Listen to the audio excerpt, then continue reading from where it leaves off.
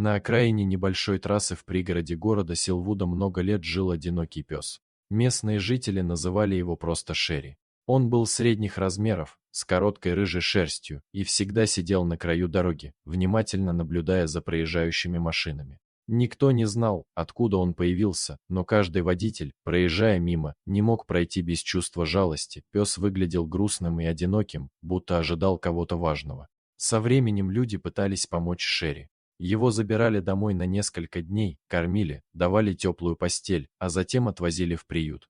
Волонтеры отмечали, что пес выглядел спокойным, но совсем не проявлял радости. Через несколько дней он снова исчезал, возвращаясь на свое привычное место у трассы. Казалось, что никакой дом не мог заменить ему ту пустоту, которую он чувствовал, сидя на обочине. Проходили месяцы и годы.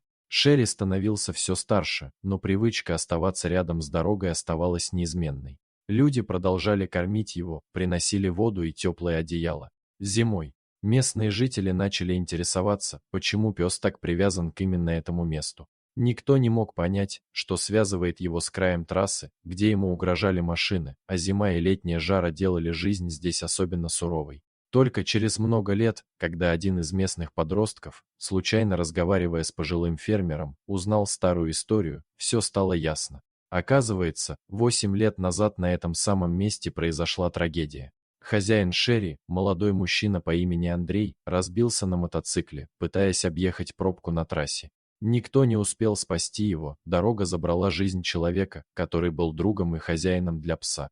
Когда эта правда стала известна, жители, которые много лет видели Шерри у трассы, не могли сдержать слез. Пес все это время сидел там не случайно, он ждал возвращения. Андрея продолжал верить, что однажды хозяин появится рядом, и ни одно другое место не могло дать ему утешения. Эта история тронула сердце каждого, кто о ней узнал, ведь даже спустя годы верность и преданность животного оставались невероятными и неподдельными.